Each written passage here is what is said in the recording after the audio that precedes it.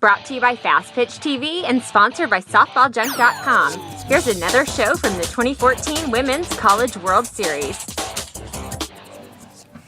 With us from Kentucky, we have head coach Rachel Lawson, Kelsey Nunley, Ginny Carroll, Crystal Smith, and Emily Gaines. We will begin with an opening statement from Coach Lawson. First, yeah, thanks for being in here because there's a really good game going on out there. So I don't know how you guys drew that short stick. But this was a hard win for us. This isn't the way we wanted to go down, especially having so many runs early. But I'm really proud of this team. I think that this team has done something very special. This is the first time we've even come close. We won 50 games. That's something special. That's a real turning point in the program. I thought just getting to the World Series, I think it's really hard to go to the World Series. I think learning how to go to regionals and then learning how to host and then learning how to go to supers is all very difficult, but I think it's a whole other level when you have to figure out how to go to the World Series. So I feel very proud for this team because they're the first team in Kentucky history that's figured out how to go to the show, and I think that's very special. I also want to thank, this truly is an absolutely wonderful venue. I want to thank the city of Oklahoma, and I know there's a ton of sponsors in the University of Oklahoma. ESPN, I would love to thank, USA Softball, ASA Softball. This is an awesome, awesome venue, and I'm really glad that I could be a part of taking our team to Oklahoma City for the first time. Thank you, Coach. We will open the floor for questions.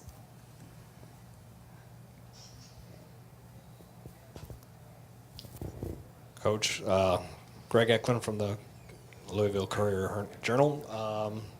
The last inning, how do you look back on it? Well, I'm always a learner, so I'm already preparing for next year. Number one, I thought Baylor got all of the momentum in the sixth inning. I thought they did a great job. And at one point, I'll be honest with you, I thought about putting one of our other pitchers in. But really, the mistake with me is that I didn't prepare them to come in. So the reason I went with Kelsey is because I'm comfortable with what they were doing. They were obviously timing her and scoring up, and they had me figured out. So a change would have been great, but I didn't prepare them for that situation. It was too unpredictable. And quite honestly, my bubble thought at the time was I was really proud of Kelsey because there should be child labor laws against what I did to her in the postseason. I mean, she threw so many pitches, but somebody has to be the first. Somebody has to be the one to have us break through. And she can handle it, but she was also picked to be the one that could do that. And so she was the one prepared for this moment, and she did an exceptional job with it. So I'm already, moving forward, I realize in order to win the World Series, you have to make sure that you have a staff prepared. And I think you're going to see that moving forward with Alabama, and you're going to see it moving forward with Florida. And, when I watch what they did is really smart. They prepared all of their pitchers for this moment, but they had to get there the first time, and the first times they were in the show, they also pretty much rode one arm. And so that was what I was thinking at the time.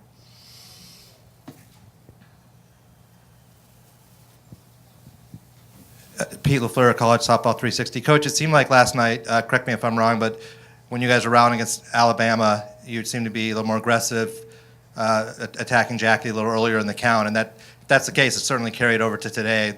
The home runs early, you guys looked like you were looking to jump on Canyon. If you could just discuss the offensive philosophy going into today and how it was so effective early. Yeah, well, Canyon is great. The approach with Canyon, first of all, after you see someone who throws 71 at night, Canyon, as hard as she throws and as exceptional as she is, you can square up on a few more balls just because of the speed difference. But our approach was simply to try to lay off the high pitch, and when she had it a little more flatter in the zone that we were going to attack it, and I thought that approach worked. I think attacking has been the approach that we've had the entire postseason, so it was nice to see that game plan again. And I just felt like our team went out for the kill, and that's why you saw all the runs early.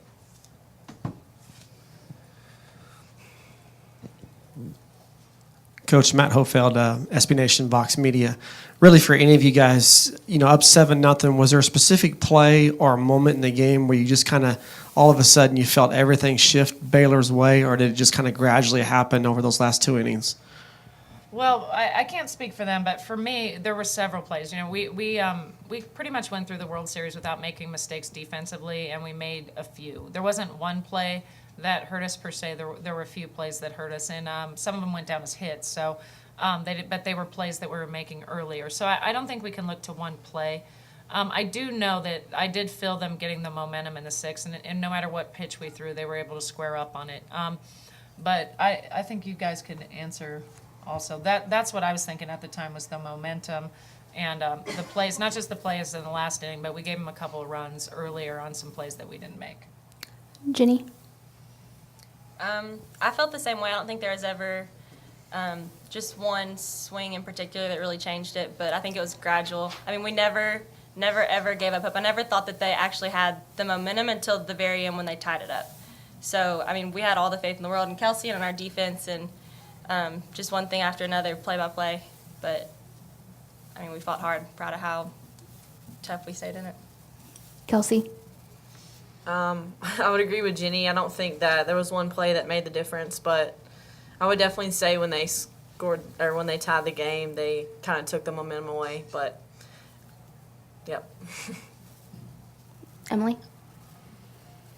I mean, I agree with them when I didn't think that – I thought we were going to hold them until they tied up with us, and then after that I could kind of feel the momentum shifting. But like Jenny said, we never gave up and we kept fighting, and that's really all we could do. So, Crystal? Well, throughout the season, we've always been a team that's been able to bounce back when we've had defensive miscues or offensive setbacks. So being someone who's hard on myself on my defense, because I take pride in my defense, I had a feeling that the play in the seventh could have possibly been a pivotal moment, but I had more of a stronger feeling that we'd be able to bounce back from that, because we are someone that's been proven to show that again and again. So unfortunately, the ball didn't end up our way, the wind didn't end up our way, but we had a pretty good season. This is for Crystal. You only saw Stearns once, but just from what your hitters had done against Stearns and what you had done previously against Paul and Canyon, what made Stearns effective? I would have to say that going into, I guess, was that the eighth inning, I would have to agree that there was a bit of a momentum swing. And I know that I was a bit in my head because of the defensive miscue that I had. In my previous at-bats, what I did differently was I went out with the clear mind. After speaking up with my mom this morning, she said, Crystal, just go up there with the clear mind. I think that was what was really the difference in my first three at-bats.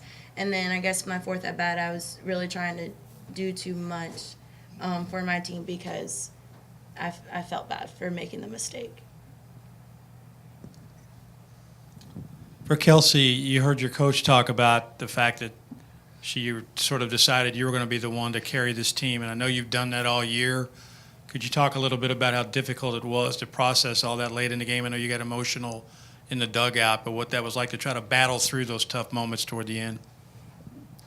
Well, it was probably one of the hardest things I've ever done because I knew that I was physically giving my all, but just wasn't going the way I wanted to. So, I just tried to stay confident and try to just keep throwing hard, and whatever happened, happened.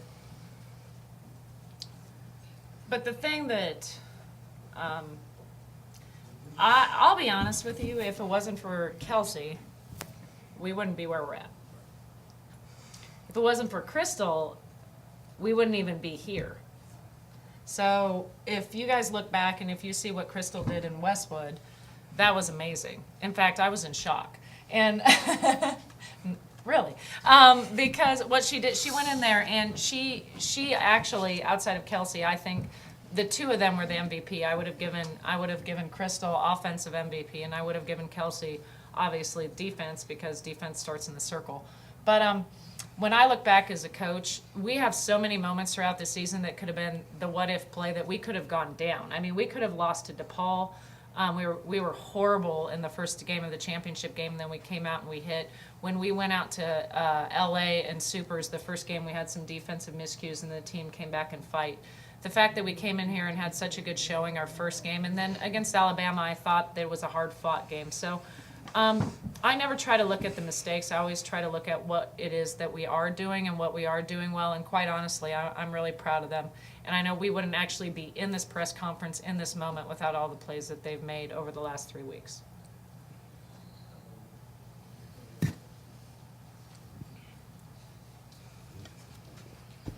Just for the seniors, the position players, could you talk about what it's meant to you to be a part of what this program's done in the last 4 years, the 3 supers, and being the first Kentucky team to get to the College World Series? Well, I don't think there's enough words that can express how much this means to us personally. And I believe I can speak for all our seniors that it brings us a great comfort to know that this senior class and this 2014 softball team has made an indelible imprint on the Kentucky softball program. And I think that we can go home knowing that and move forward. I think the thing I'm most proud of about our class is coming in, or we just talked in the locker room, we were the biggest class that Coach Lawson had ever recruited at UK. And throughout our careers, I mean, all 3 of us, we haven't started all 4 years. We don't have any All-Americans in our class. We're not just, 100% studs, but I think the biggest thing we are is we're tough. We have been in and out of the lineup our whole careers, but at the end, I think we all brought our A game, and at the end of the day, I know that we're the toughest class around, no doubt. I mean, maybe I'm biased, but that's how I feel. Like they said, this has just been an amazing experience.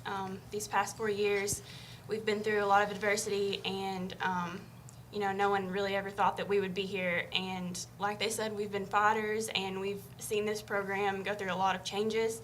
We've gotten amazing new facilities, and we've just done things that no one ever thought we could. So I'm so proud of my teammates and my senior class, and we're just really proud. And all that being said, when we beat UCLA to make it to the World Series, I was roommates with Griffin, actually, and I think we stayed up, sorry, Coach, till like 3 in the morning the night after we won, just because we were so excited. And our game was on ESPN again, so we were like, we're going to watch it, all of it. And I told Griffin no matter what happened from here on out, that I didn't think it was possible that I could be sad, but that was before you get here, and that's when you're still hyped, and you just know it's the World Series. You don't know what that means. We didn't know when we were leaving, what happened when we got here, but it was just the World Series. But then once we got here and practiced and played, and you've tasted it, and the bar is raised from making it to the World Series and winning the World Series, once you've tasted that, you just want to win it. Once you've been here, you want to win it. And I think that's why we're upset, is because once you taste it, then you know how close you were and how much you can do it. And I told Skeeter after the game, she's got 2 years left. So I expect big things, no pressure. Anything else? All right, thank you guys. Looking for a softball bat? Do you want to save $30? SoftballJunk.com is offering an additional $30 discount on all regular price bats on the website. That's right, $30 discount. Just text the word Fastpitch to 555-888 and Gary will send you a discount code good for $30 off your next softball bat at SoftballJunk.com. FYI, that code's also good at the Arlington, Texas store. This show is a member of the Fastpitch TV network. See all of our shows and blogs at www.fastpitch.tv.